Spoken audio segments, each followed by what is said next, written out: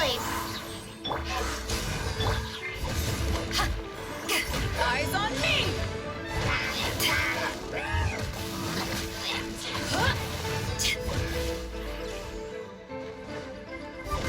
Oh, so sorry.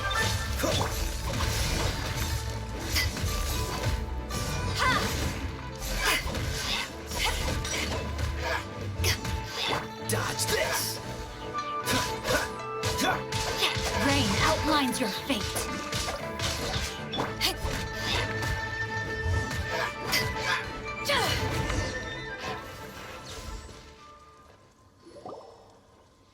Those abyss mages just now. Were they trying to ambush us? No. They were just digging through these abandoned ruin guards looking for something of value. Oh, is that so? The Traveler here seems to like doing that a lot, too. Looking for chaos devices, chaos circuits, you know, that kind of stuff. They wouldn't be searching for such ordinary objects. In fact, I was nearby investigating precisely because abyss mages often come out from that ruin to explore. They seem to be searching the remains of ruin guards for a certain valuable object to take back to the ruins. However, they look disappointed, so it would seem they haven't found it yet. Well then, why didn't you grab one of them just now and ask what they were up to? I certainly don't mean to be merciful towards these monsters of the abyss, but I have a feeling that their plan with this object is of major importance to the entire Abyss Order. One cannot discover the truth behind it through interrogation. Or rather, these Abyss mages likely fear something else, much more than they do a painful interrogation. Paimon is getting goosebumps thinking about all this. All right, we shouldn't waste too much time here. Let's continue our search.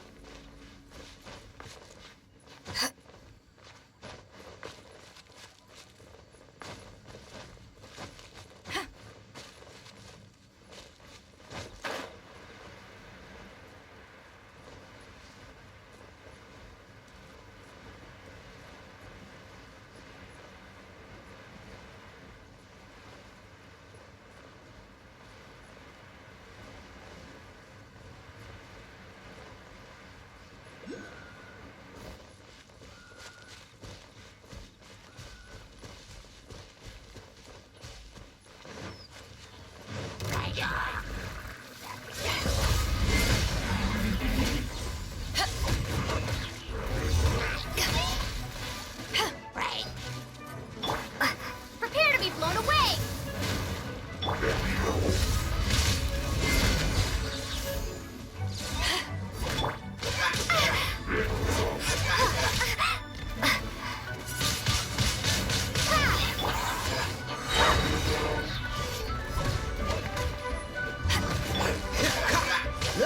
Cool it!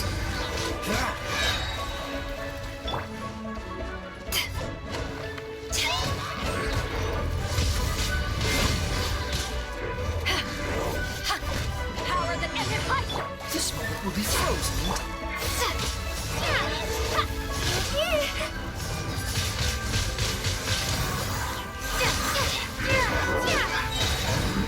Be gone!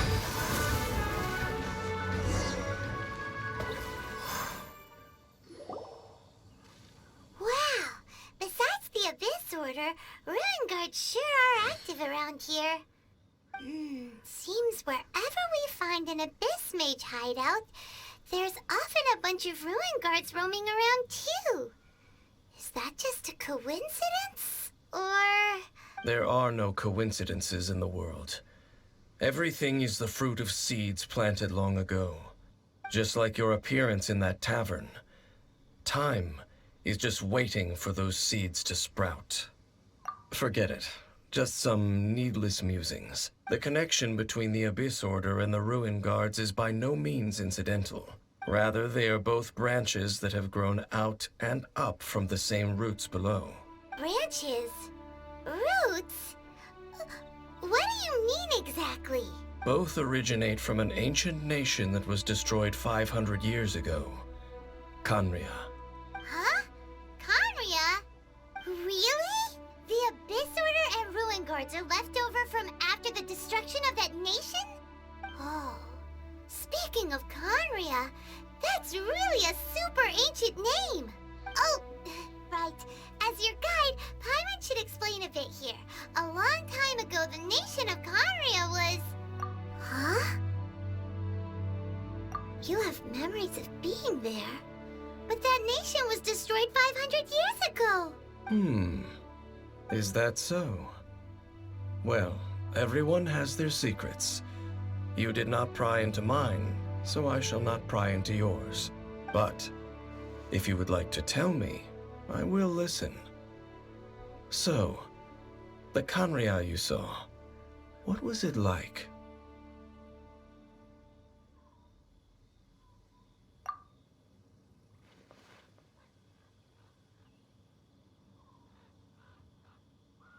So that's the complete story, huh? Paimon thought that you ran into that unknown god first. I see. So your first memory after coming to this world was being awoken by your brother from within that meteorite. It seems your brother woke up first. But the question is, how long before you? And then your brother told you that the destruction of Khaenri'ah plunged the whole world into chaos, and that you two should leave this world called Teyvat? The destruction of Khaenri'ah? He said that? That destruction you witnessed, that's history from 500 years ago. It seems the first time you awoke in this world was indeed during that period. Huh. So your brother must have understood this world better than you did, because he woke up first. And it was shortly after that that you encountered an unknown god who blocked your path, so you couldn't escape. Oh, Paimon knows this part really well. I understand. When you awoke at that time and hurriedly tried to leave for another world, you didn't know anything about Khaenri'ah. But now, since you have come to gain some understanding of Teyvat, you are able to guess that the war you witnessed all those years ago must be the war that ended Khaenri'ah. Am I right? Ah, if that's the case, you must have been flipping through all sorts of books during our adventure these past few months. Before going to Mondstadt, you had just looked at some vague materials. Later, we managed to gather a whole bunch of old books from all around Mondstadt and Liyue, but you told Paimon they were useless. So, the whole time you were just trying to learn more about Khaenri'ah so you could find your brother? Oh, yeah. You can travel around the 7 nations to find the 7. But where can you go to find a nation that was destroyed 500 years ago? I probably know more about Khaenri'ah than both of you. Khaenri'ah was a nation without a god. Not because it had a god that died or abandoned them, but because it never had a god to begin with. It was a powerful nation, built purely by humans. An unprecedented, flourishing, and glorious civilization. It was the pride of humankind. A nation without a god? Later events unfolded just as you remember. It was all destroyed by gods. You mean that... 500 years ago, the gods descended upon the world and brought desolation to Khaenri'ah.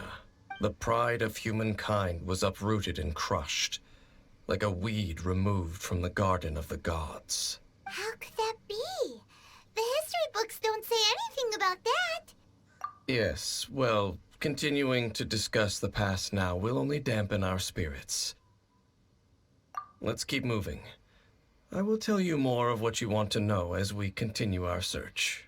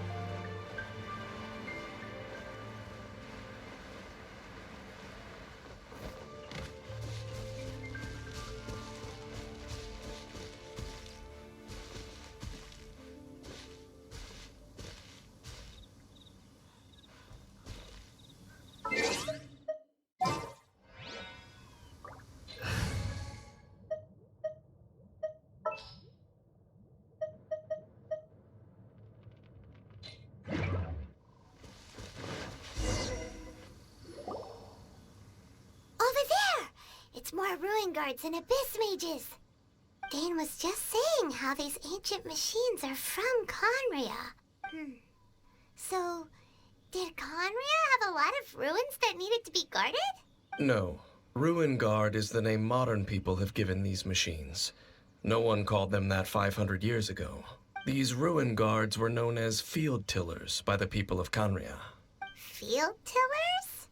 What a strange name. It's not like you think. Field Tiller was just a code name. The people of Conria like to give code names to their weapons. The land is not to be tilled with farming tools, but rather is to be fought for with steel and blood. This is how the Field Tiller came about. Fought for with steel and blood? Well, that's an interesting way of understanding tilling. Paimon doesn't think it's a very positive interpretation.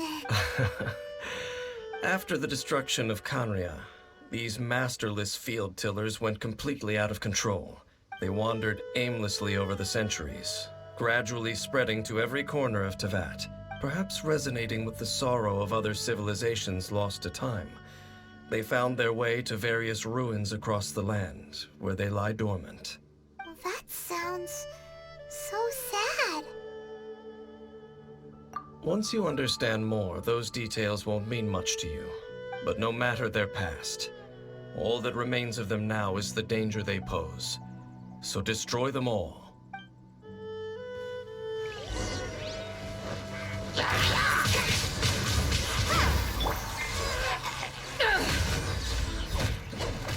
my sword! Let me weave you a verse.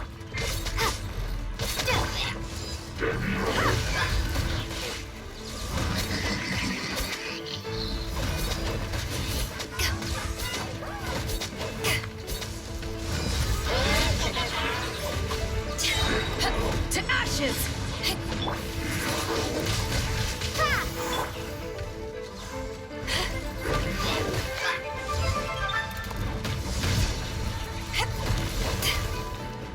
Rain outlines your fate. Dodge this!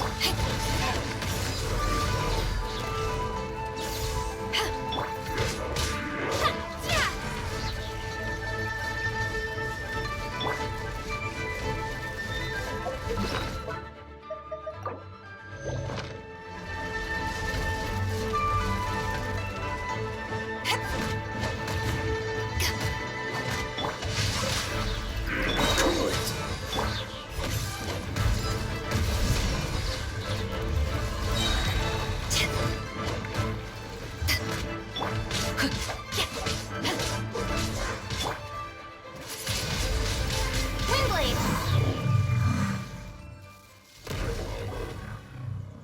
Huh?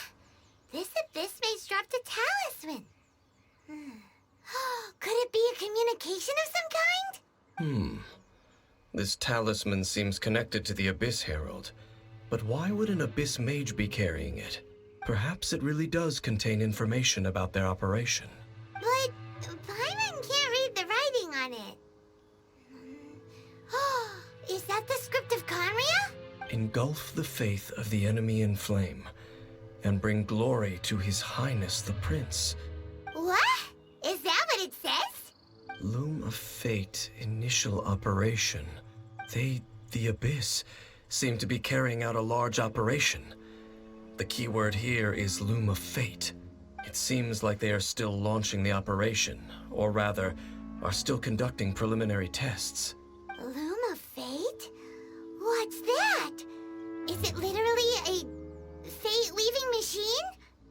From the horrible feeling Paimon's been getting, those eerie ruins are super likely to be related to this fate-weaving operation.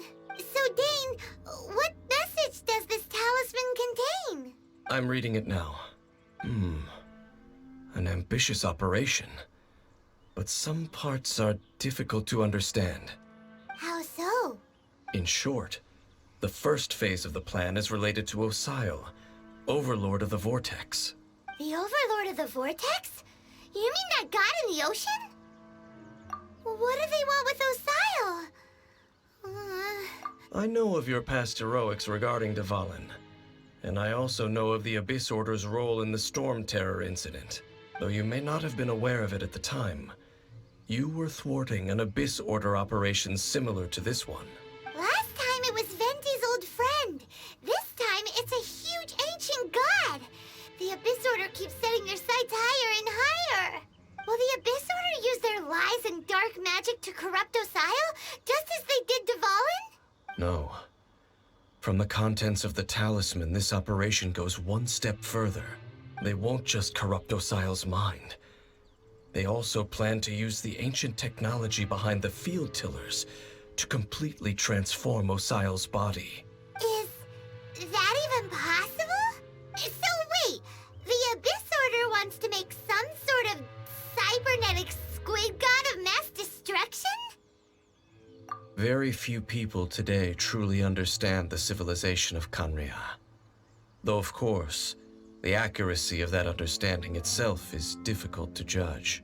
Only the Abyss Order has consistently sought out the remnants of Khaenri'ah. Despite being far from human, they seek out this lost human civilization quite persistently. The talisman's message states that they will use the defiled statue as a base, attaching Osile's limbs to construct a mechanized god, and the new core that shall replace the orb usually held by the Statue of the Seven is the eye of the very first field tiller. The eye of the very first field tiller? Oh, Paimon gets it! All those Abyss mages are looking for the special eye, right? It would seem so. This whole thing keeps getting more complicated. But basically, it all has to do with that eerie Statue of the Seven we saw, right? Yes. According to the talisman, the eye should be placed in the hands of the defiled statue, thereby imbuing the newly born god with the power to topple the divine thrones of Celestia. Oh boy, the Abyss Order sure isn't holding back with this plan. Since no one knows where the first field tiller is, how about we take the information about the statue as the starting point for our investigation? Yeah, that tone-deaf bard is too difficult to track down anyway. Let's go to the cathedral first and ask around. Maybe we'll learn something. The cathedral. Huh? What's the matter, Dane? Nothing. Let's get moving.